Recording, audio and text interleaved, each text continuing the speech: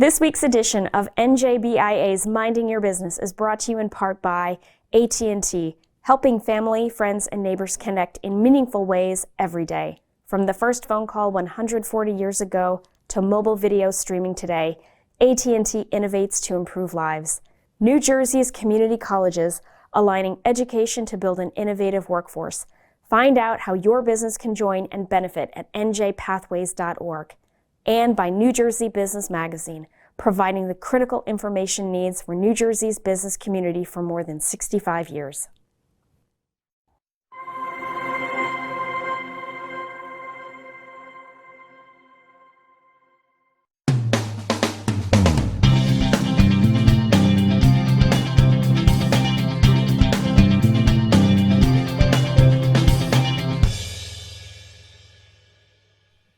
Welcome to NJBIA's Minding Your Business. I'm Bob Considine.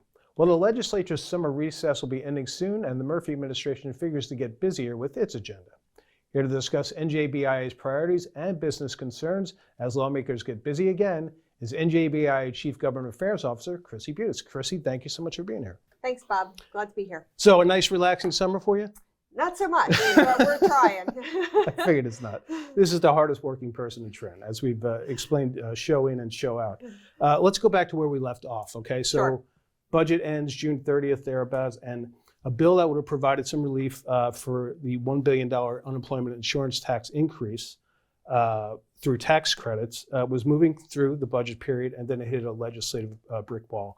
Explain to the folks what had happened and where it's going. Well, Bob, it's a great question. We have talked about the importance of replenishing the unemployment trust fund, which was owed about $1 billion that our business community has to pay. And Right. it's a tax on jobs. Mm-hmm. And we would not be having this conversation if not for the government shutting down our business community. Yeah. So the legislation championed by NJBIA, along with our legislative sponsors, moved through the legislative process, but at the 11th hour was pulled from the agenda. And here we are today, making sure that it's a top priority going into September when the legislature is going to reconvene. Right. There should be no additional fees that our businesses have to pay at this point in time, because let's remember, all the federal dollars that came into New Jersey were for the specific purpose of addressing COVID-19 and the impacts. It includes funding the unemployment trust fund. Right. And I got a sense over the course of the June that the sponsors of these bills were very much into this bill. Absolutely. And so do you think they're going to pick this up once we go back to September? Yes, absolutely. I do want to credit Senators Madden and Gopal, Majority Leader Greenwald, and Assemblyman Fryman. They have been tremendous to work with. I know that this issue is very important to them. They understand that our small business community has been impacted significantly during COVID, and we do have their legislative commitment to make sure that this is a priority when we reconvene in September. Right, and I know you will be on them to make sure. Absolutely. You mentioned federal recovery funds, American Rescue Plan Act funds. The state of New Jersey received more than $6 billion in ARPA funds, and there's $1.4 billion left, correct? Correct. So you and the team at NJBIA's Government Affairs team have been working to advise on how that money should be spent for the business community. What would you like to see? We'd love to see structural reforms be made. And why do we stress that? This is a significant opportunity for New Jersey to get our ship on the right path towards correcting those structural imbalances that exist. We're very supportive that a full pension payment was made this year, but there's so much more that can be done to address the significant amount of debt that New Jersey is in. So if we can make some long-lasting changes to the budget so that we're not faced with a tax increase in the future, that would be ideal. Furthermore, we've of course been stressing the need for workforce funds. That is so needed in so many of our industries, ranging from our healthcare industry to our services industry, our manufacturing industry. And as you know, NJBIA has taken the lead along with our community colleges to stress our New Jersey Career Pathways initiative. New Jersey Pathways. Absolutely. But we're also calling for infrastructure dollars. And we all know that the more money that the government spends on infrastructure, the more in return it yields for our economy. And so that, along with the unemployment trust fund, there's no shortage of things that'll have a real significant impact on making New Jersey even a better place for everyone. Yeah, I was going to say the UI stuff, could that be part of the ARPA funds? I mean, 36 states used federal recovery dollars anyway for it. And yes, you'd like to see New Jersey do the same. That would be ideal. And that's what we've called for the last 2 or so years. Right. And we'll continue to stress that moving forward. How about EDA grants? Would you like to see more of them? Sure, absolutely. We always have mentioned that the EDA did a great job of getting any funding that they had out to the business community, but certainly more is going to be needed. We are excited to see that there is money in the budget this year for manufacturers, and waiting to see how that money will be implemented by the EDA, along with childcare funds, which are so needed. Yeah. So any facilities that need to be upgraded, there will be funds available. But is there more to do with EDA? Absolutely. And I think I've heard you say in the past that, you know, the pro-growth spending is great, but you also want to avoid recurring spending, correct? Correct. How come? So our budget, as you know, has increased in spending over 40%. Yeah. And so we need to be able to sustain that growth in spending. And that will not be able to be done without having federal dollars, a surplus, and, you know, we don't want to see any more taxes impact the business community, because we already know we have the highest corporate business tax in the nation, while other states are starting to decrease theirs, as well as the highest property taxes and some of the highest personal income taxes. So again, we need to be able to make sure that the budget is sustainable moving forward for New Jersey businesses and for all of our residents. And thank you for bringing up corporate business tax, because I'd like to go over that now. A little history lesson. In 2018, New Jersey's corporate tax rate rose from 9% to 11.5%, which was the largest in the nation, what was termed a temporary increase.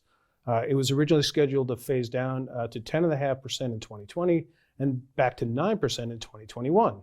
Instead, the 2.5 percentage point surcharge was extended by the legislature in 2020 until the end of 2023. So making sure that this CBT tax sunsets when it's supposed to, how big of a priority is that right now? So I mentioned unemployment insurance is a priority. Making sure that our corporate business tax sunset is also a priority. And so some of our viewers may ask why. You know, why is that such a priority? Why is that? Why are we so much at stake here? What's at stake? Well, when we're an outlier compared to our surrounding states, when we're an outlier compared to the country, when we're an outlier internationally, that does not make New Jersey the most attractive place to set up headquarters to establish your business. We all know that our business community provides good paying jobs. That's why a lot of our residents are able to find really gainful employment in New Jersey. So we want to just make sure that our business community is able to compete with our surrounding states, but also internationally as well. And that's really important to make sure we have a competitive tax climate.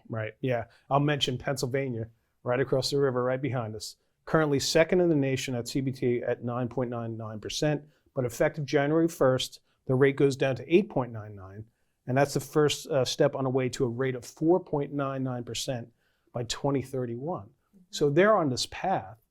I mean, that could really impact our business climate here in New Jersey if right across the river, they're offering such a discounted rate for corporations. It is. And again, that's why we're stressing to the legislature that this CBT needs to sunset as planned and should not be extended because of the fact that other states are looking to actually decrease their corporate business tax. We don't want to be going in the opposite direction.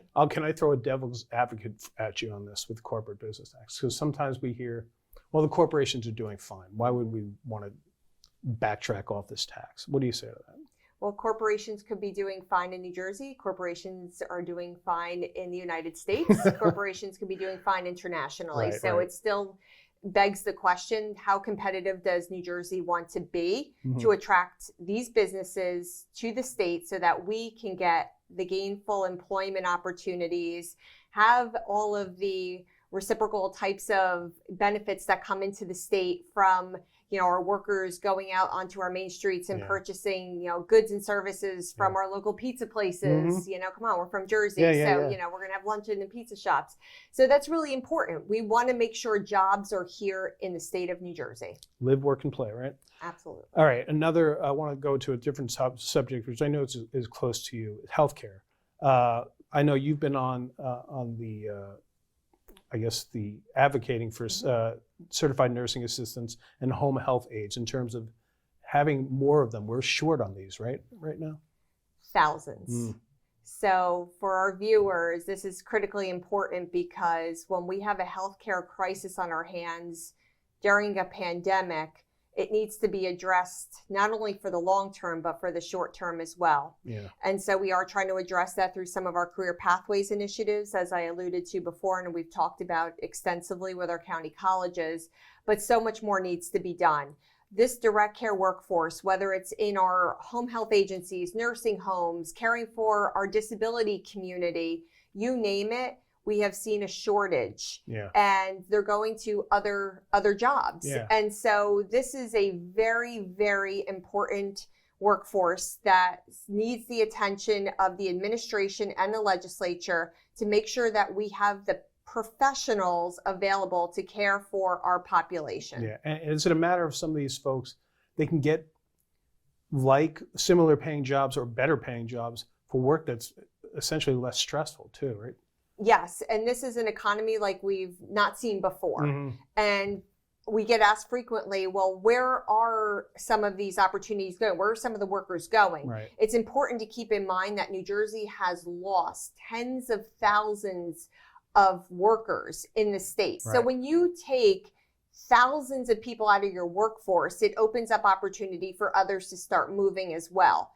At the end of the day, what we're faced with, and we knew this was coming pre-pandemic, it has only gotten exacerbated with the pandemic, is we have a healthcare shortage on our hands right now that absolutely needs the focus and attention from the administration and the legislature. And I can assure you that the healthcare associations, NJBIA, will be right there to work collaboratively with all of our stakeholders. No doubt about it.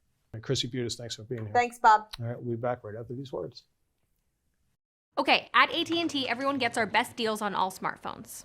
Let me break it down. You got your new customers. They get our best deals. You got your existing customers. They Also get our best deals. Everyone gets the deals. questions. Got it. But why did you use a permanent marker? Because I want to make sure you remember. I'm gonna get a new whiteboard. It's not complicated. Only AT&T gives everyone our best deals on every smartphone, like the Samsung Galaxy S21 5G for free. You're first. First to respond. First to put others' lives before your own. And in an emergency, you need a network that puts you first, that connects you to technology and each other, that's built with and for first responders.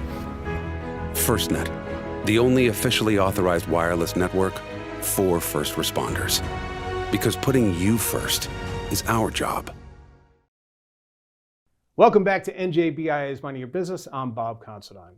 Well, we all know the long odds of making it as a professional athlete. So too are the chances of creating and establishing a professional sports agency. But our next guest is doing just that, building his New Jersey-based business from scratch and actually representing some NBA players along the way. Here to discuss his growing AMR agency is Aaron Reilly. Aaron, thank you so much for being here. Appreciate you. And I'm going to go on a limb, Aaron, judging by the name of your company, that your middle name starts with the letter M. Good guess. Thank but you. we actually we're starting to transition more to athlete management representation. Oh, good. I started this early on, and this was like my thing. So Right. I didn't want to put Aaron Reilly on there and Right. be totally narcissistic, Right. just a little bit. But now it's, we started doing that, and it's more athlete management representation now. So Okay. yeah, that's AMR. Good. So, going back a little bit for me in my previous life as a sports writer, I remember certain sports agents got into that line of work because they realized they couldn't be professional athletes and they wanted to stick with professional sports. Yeah. Was that the same for you? Yeah, I'm 6'1", Mhm. maybe could jump over a credit card, maybe good jump shot though. Right. I'm all right with that. Right. But You mean a flat credit card or standing up like this? that's flat. It's Okay, not that, good. I don't have a good verb, but it's just, that was it for me. I wanted to stay in. My dad, years ago gave me this book called What They Don't Teach You at Harvard Business School by Right. Mark McCormick, Right. creator of IMG. And I remember I was like 12, 13 at that time when he gave it to me. I was like, I can make money, make a profession, make a career in sports. And Right. came and got it going. So Here I did you am. go to school for this per se? I went undergrad at a small school, Albright College, Pennsylvania? with kind of an idea of maybe getting into this. And I went to law school at Villanova. And when I was at Villanova, I went because I'm like, I'm going to buy myself 3 years to try to figure this agent thing out. Right. And worst case, I'll fall back on a JD, which is an awful degree to have, Right. but figure that was the move. So yeah, and I Right. learned a lot in law school about this, negotiation, contracts, and everything. Okay. And helped prepare me a lot for sure. So when you're trying to start, I mean, are you basically looking to hook onto a bigger firm, or are you looking to start your own smaller firm? I reached out to every agency in college. Nobody responded. One agent responded to me just to be nice. Right. That was it. So I had to kind of do my own thing. I didn't really, I always talk about when I talk to younger people, I want to get in, what's your value add? How are you providing value to these agencies? And at the time, I'm writing emails of, I love basketball. Yeah, Let me work with you. And they're Right. probably just like, Yeah. get out of here, kid. So Yeah. I had to take a crazy route and start my own thing up. And Well, it's never wrong to have good heart with, your heart's in it. No right, from the question. beginning. Right. So you're starting up, and how do you talk to players? How do you attract players? So there was a league we're all Jersey guys here in Belmar, the Jersey Shore Summer League. I covered it. There you Yeah. go. So it's St. Rose and everything. Yeah. I didn't know anyone. I had no relationships in basketball. I didn't know players, teams, anything. Right. And I said, my way is I'm going to just have to hustle. And I spoke to every player walk through that door. Right. And just try to get friendly with them, try to get to know them a little bit, learn about the business as much as I could through them.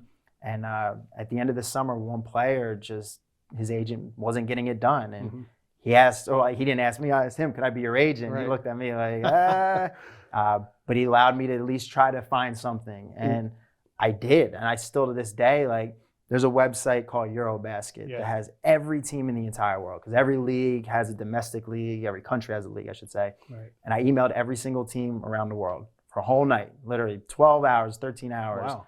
And I got one response, Right. and they wanted them. And I was an agent at that point. That's crazy. Yeah. So what year would have this been?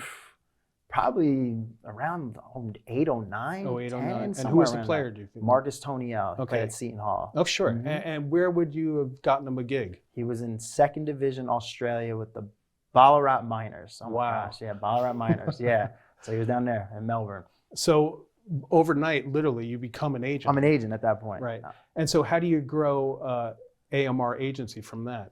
Very slowly. It took a lot of time. Right. Because again, when I had him as a client, I didn't know anybody in basketball. So Right. I'm relying on Marcus to introduce me to a buddy here. Right. I'm still in school. I'm trying to become a lawyer, all these things. Yeah. So the first few years is slowly taught myself the business. And then, just one would turn to two, turn with two into three. And by year 4 or 5, I probably had 5 or 6 guys overseas, a little small thing going on. And, that's about the time when I was like, this is what I want to do. I want to figure this thing out, try to break in the NBA, obviously, Sure. and then, started going from there. And you have a partner, correct? Yeah. What's his name? Reggie Berry. Okay, So, so I got with Reg 5 years ago, we'll say. So Okay. this is my thing early on. Reg and I got connected. Reg was he was working in the movie industry, music Right. industry, worked with a lot of very high level names, but he's a basketball guy at heart. So the Right. two of us got connected and just took off, and started really recruiting. do you reach a point where players you're not trying to find players, but they're looking for you too? I'm not there yet, for No? sure. Okay. Nah, there's an agent told me this a long time ago. He said, when you're young, you work for your reputation. When you're older, your reputation works for you. Right. We're still working for our reputation for sure, but we're now getting meetings a little easier, and Mhm. we're able to meet with people that probably a few years ago were a little more difficult to meet with. Right. So we're getting to that point, but we still got ways to go though. Let's talk a little bit about the international aspect of this. A lot of these players are looking for gigs. Obviously, they want to be in the Right. NBA. Doesn't always happen. It's a Right. very small league. So you find them jobs playing internationally. Right. How hard is that to do? One, to convince the player this is a good chance or choice for you, Mhm. and you got to do your own research on it yourself. Yeah, it wasn't easy. Again, this is the first few years. I had some people I worked with overseas that were incredible. They taught me which countries to send guys to, Right. what you want to avoid because Right. you're probably not getting your money or the living conditions are bad or they cut guys, And you just slowly but surely every year just keep picking up more and more to a point where it's like, in Germany you're going to get all your money, or you could go to I'm trying to think of a country right now. I don't want to kill a country right now. Sure. There's certain countries you go to that you're probably not going to get all your money, and like you just pick up on these things as you do more deals. Just do not blast New Zealand. We are huge in New Zealand. They got some good stuff over there. Yeah. All right. So last year or 2 years ago, you get a college prospect, University of Oklahoma. His name's Austin Reeves. Yep. And he signs on with you guys. And this must be a very exciting time for you because he's projected to go in last year's draft, and at least maybe in the second round. So what actually happened? From the beginning, we got him. We brought him out to New Jersey.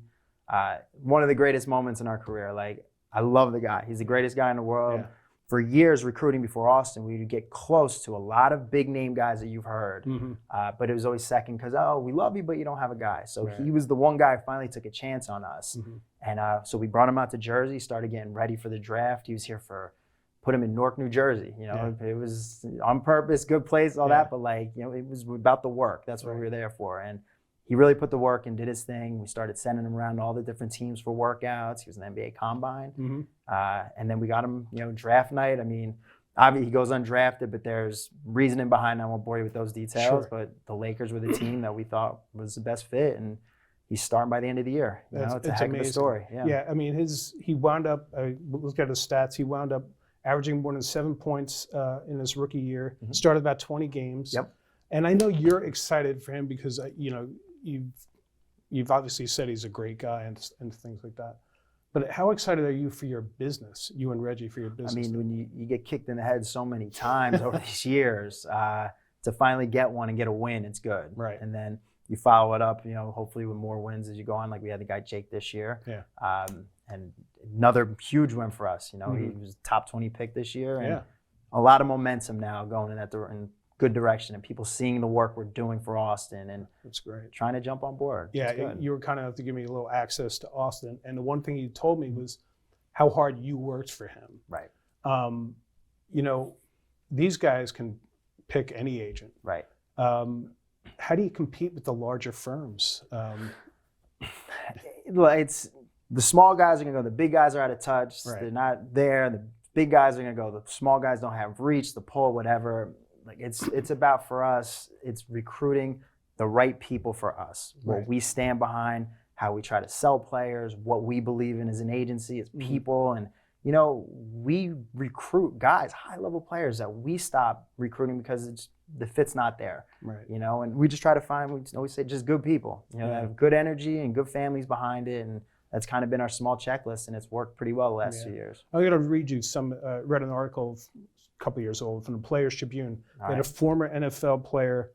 They did a story about what a player should look for in getting an agent. Okay. And the 4 words he used were trust, right, honesty, reputation, and accessibility. Right. Do you believe in all that? Yeah. Is he missing one? No, I think that's dead on. A guy I work with, this guy Roscoe, who he's been in the business for a long time. He told me the best thing you could do is just pick up your phone if they call. Right. He goes, so accessibility for sure. Yeah, I mean, and what'd you say, trust? What were the other two you said? Reputation, accessibility, honesty. Good people. Honesty is a big one because you might have to tell a player something he doesn't want to hear. No doubt. And how's that go? Tell the truth. I mean, again, we recruit certain people that can take the truth. There are guys, if you tell them something, the next day you're gonna wake up fired. I'm not wasting time with those guys. So we really try to find people that we could be real with. And look, if something good, bad, whatever, we have a saying at the agency, we're doing life together. When you're doing life together, there's gonna be a lot of ups and a lot of downs. Right. We say that early on, and the people that get it are the ones that usually end up with us, and the ones that want to hear what they want to hear, we're not gonna get. Right. Just a few more minutes, Aaron. What is the business model for a sports agency? How do you make money? Make money off contracts. There's 2 ways. Contracts, the actual NBA contract, you get a percentage off of that. Right. And then marketing endorsement deals. Okay. And you're able to hopefully get enough for your guys off the floor that pay the bills. And did I see somewhere that in Europe, you actually get paid by the team? If you're, how does that go over? I mean, so it's a 10% commission. Okay. A lot of times you work with a partner over there because some local Russian agent might just have better relationships than us with the team. So you might partner together because we have the player, they have the team. Right. Come together, split it 5 and 5 usually. Or if you can do it directly with the team, it's 10% commission. And is it generally understood by an NBA, a prospect or any kind of guy going to the league that there is going to be a percentage? Do you have to finagle what that percentage is going to be? Or is it always a No, standard it's thing? just, this is what we talk about. Okay. Everything's up front, presentation, that's, we touch on it. So Yeah. make sure they know, no surprises, no pulling a fast one on them. Sure. You know, I just watched that Elvis movie. I think he was charging Elvis 50% or something. Like, nothing like that. I'm not the Colonel. So Yeah. There was another movie, it's reminded me as we talk, it just came out, Adam Sandler on Netflix. I think it's called Hustle. Hustle, yeah. And it almost reminds me of, he's going internationally, literally, Right. literally figured to go to the ends of the earth Right. for this particular character. So is that an accurate portrayal? Yeah. You know, we're not finding boat crews on a parking lot or, you know, a park somewhere, Sure. I should say. But it's that a lot of it reminded me, especially my early days of going overseas and Right. going to the far ends of Europe to go to, you know, I'm in some village in Ukraine or some crazy Russian town that you've never heard of before because of basketball. And, you know, so that reminded me a lot of that, though, for sure. But I didn't find Bo, unfortunately. So maybe next time. All right, Aaron, last question. AMR Agency, you've been established now for, I don't know, 10 years? Give or take, yeah. Where do you see this going? Where do you want to be in 3 years or 5 years? Just continue to grow. I mean, it's the simple cop out, but like I'm so invested in literally right now that I know over the next few weeks, months, years, it's going to kind of lead to where we go. But if we get to a point where we're representing a number of guys, high level, good people, you know, that's our big thing. There's a lot of great basketball players, but really good people on top of it. We're doing all right. So Great. Keep up the great work. thank you. Appreciate Thanks having for me being on. here. Thank you. Okay. In closing today, Kate Conroy and Vinnie Civitillo join us to talk about NJBIA's biggest event of the year, the 8th Annual Women Business Leaders Forum, which is being held on September 28th and 29th at Caesars in Atlantic City. Kate and Vinnie, take it away. All right, Kate, the 8th Annual Women Business Leaders Forum, NJBIA's signature event, is coming up September 28th and 29th. Tell us a little about it. I'm so excited for this event. So first of all, you know that it's in Atlantic City. We don't want anybody to feel like they have to break their neck getting there for a 9 a.m. start. Everything starts about 10:30 in the morning with networking, and then we roll right into lunch at 11 with a champagne toast and awards and some TED-style talks. It's going to be fantastic. These speakers that we have, they're really impressive. And then we're going to do a little bit of a networking break, and then 9 breakout sessions to choose from in the afternoon. I mean, seriously, I can't even wait. The talent that we have coming at you for these is fantastic. And then there's going to be a little bit more of a networking break in there, and then we're going to give you a little bit of time to refresh and recharge, get your room, drop your bag, take a breath, and then finally that evening we're going to do a cocktail reception at Nero's Steakhouse. That starts at 5:30, and it's going to be heavy hors d'oeuvres and an open bar. And when I tell you, the view from Nero's is incredible. It is floor-to-ceiling windows, and you're looking out at the ocean. It is just, I did not want to leave. It was wonderful. Awesome. That's day 1. All right, tell us a little about day 2. Sure thing. So we're all staying overnight that night, and then we wake up at 8:30 in the morning on day 2. We're going to do breakfast starting at 8:30 with networking, and then there are no breakout sessions on day 2. We're all staying in the general session room for a panel on leadership. Then we're going to have a little bit more networking, and then we're going to wrap the day up with some more TED-style talks. We're going to close the day before noon, recognizing that we have a lot of working moms and working women in the room, and so they feel compelled to get back to the partner, the desk, the kids. So we would just want to make it easy as possible for them to join us for this. I'm so excited. All right. Thank you, Kate and Vinnie. We will see you there at the Women Business Leaders Forum. And thank you all for joining us on NJBIA's Minding Your Business. We'll see you next time.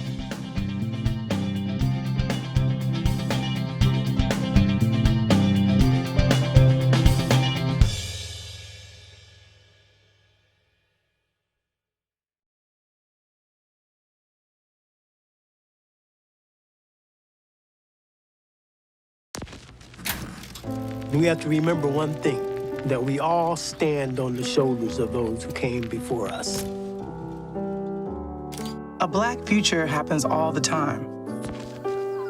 It's multiple generations from countless lineages looking towards not what could happen, but what will. We are Black dandelions. We grow the power of goodness for generations into the future. Every cousin, grandma, great uncle, daughter, son, parent took a step that resulted in where we've reached right now. A generation ago, all of this would have seemed unheard of. And what's new to the world now will be incomparable to what's coming up next. Trust your dream. The future is counting on it.